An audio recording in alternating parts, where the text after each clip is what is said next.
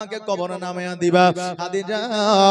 আমি তোমাকে কবরে নামাবো কারণ কি নবী আমার সব কিছুই জানে তবু ইতিহাসের পাতায় উঠে দেওয়ার জন্য বলে খাদিজা বলো আমি তোমাকে কবরে কেন নামাইবো খাদিজা বলে ইয়া রাসূলুল্লাহ ইয়া হাবিবাল্লাহ নবী গো আমাকে কবরে এই জন্য নামাবে আপনার কদম ধুলি যদি আমার কবরে পড়ে যায় ডান দিকের মাটি বাম দিকের মাটি আমাকে চাপ দিতে পারবে না বেরাদার মিল্লাত ইসলামিয়া ওই খাদিজাতুল কুবরা রাদিয়াল্লাহু তাআলা আনহা একবার নয় দুইবার নয় তিনবার নয় আমার খাদিজাতুল কুবরা রাদিয়াল্লাহু তাআলা আনহা তিনবার যেদিন অজ্ঞান হয়েছিলেন সেই দিন আর জগতের মধ্যে জিন্দা ছিলেন না ইহ জগৎ ছেড়ে পর জগৎ গমন করেছিলেন একবার আওয়াজ দিয়ে বলেন ইন্না লিল্লাহি ওয়া ইন্না ইলাইহি রাজিউন বাবাজি ভাইরা আমার খাদিজাতুল কুবরা রাদিয়াল্লাহু তাআলা আনহা গোসল আমার নবীজি নিজ হাতে বানায়া দিলেন আমার খাদিজাকে কবরে নিয়ে যাওয়ার পরে আমার নবীজি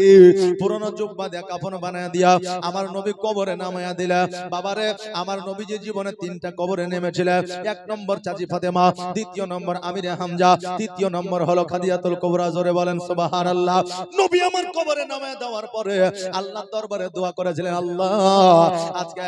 এই খাদিজা ইসলামের জন্য দান করেছে ইসলামের জন্য কত না কষ্ট করেছে সময় দিয়েছে শ্রম দিয়েছে আল্লাহ এই খাদিজার কবরে তুমি জান্নাতের বিছানা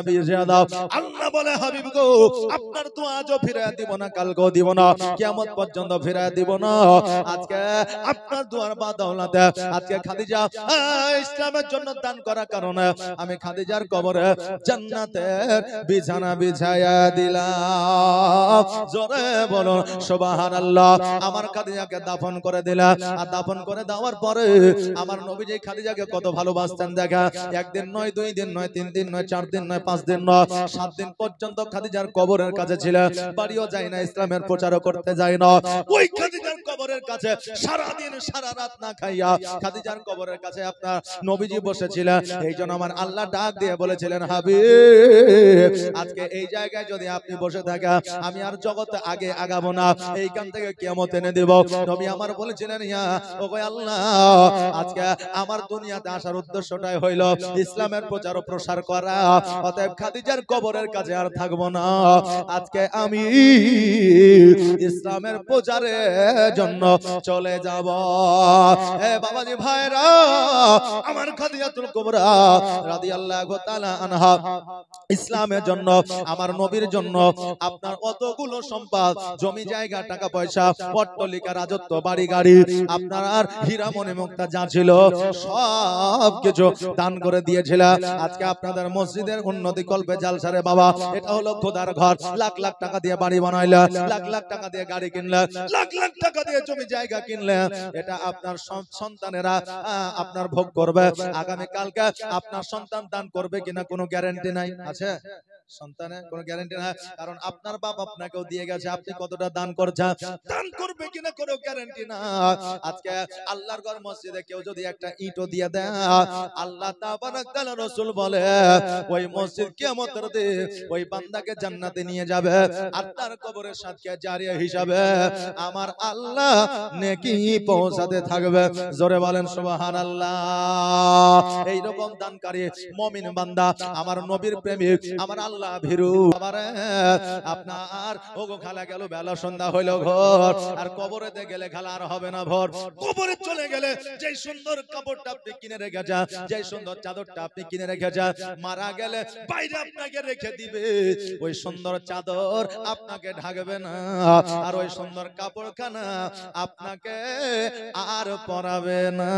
কিন্তু একটা 1000 টাকা যদি আপনি মসজিদে দিয়ে যান এর বাদৌলতে আমার আল্লাহ তাবারাক তাআলা আপনাকে জান্নাতবাসী করতে পারে জোরে বলেন সুবহানাল্লাহ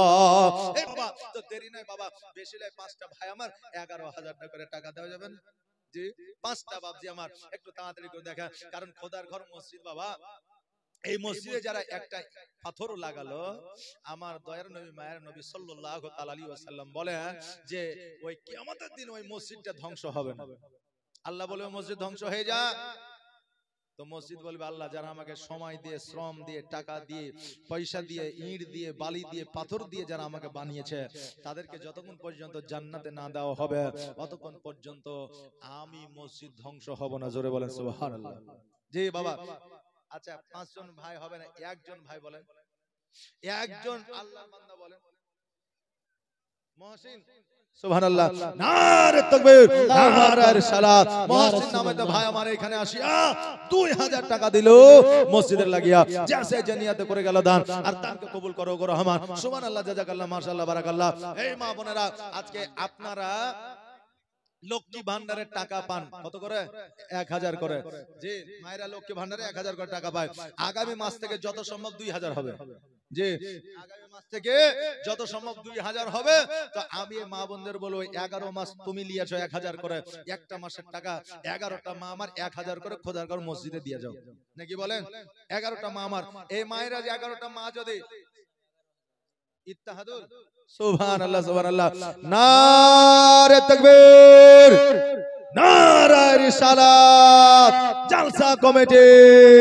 জনাব ইত্তেহাদুল সাহেব 11000 টাকা দাতা, জোরে বলে জিন্দাবাদ। সুবহানাল্লাহ, সুবহানাল্লাহ। যা সাহায্য নিয়তে করে গেল দান, দানকে কবুল করো ওগো রহমান। যোগ্য বাপে যোগ্য সন্তান এখানে ছিল, আর ছিল কিনা ছিল দেখো দানে বোঝা গেল। একবার দোয়া করি আল্লাহুম্মা আমিন। রব্বানা আতিনা ফিদ দুনিয়া হাসানাতাও ওয়া ফিল আখিরাতি হাসানাতাও ওয়া কিনা আযাবান নার। রব্বানা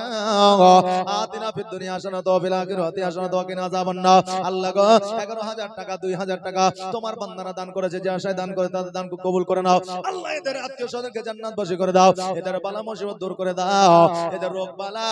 তুমি দূর করে দাও। সুবহান রাব্বিকা রাব্বিল ইজ্জাতি আম্মা ইয়াসিফুন ওয়া সালামুন আলাল মুরসালিন ওয়ালহামদুলিল্লাহি রাব্বিল আলামিন। আমিন সুম্মা আমিন। বিহাক্কি লা ইলাহা ইল্লাল্লাহু মুহাম্মাদুর রাসূলুল্লাহ সাল্লাল্লাহু তাআলা আলাইহি ওয়া সাল্লাম। বাবারে একটা ভাই আমার 11000 দিয়েছে,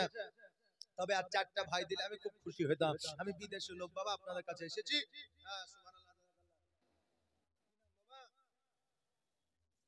সুবহানাল্লাহ, কি নাম? এই দেখেন তাজমিনা মান নামে 300 টাকা দান করেছে, আর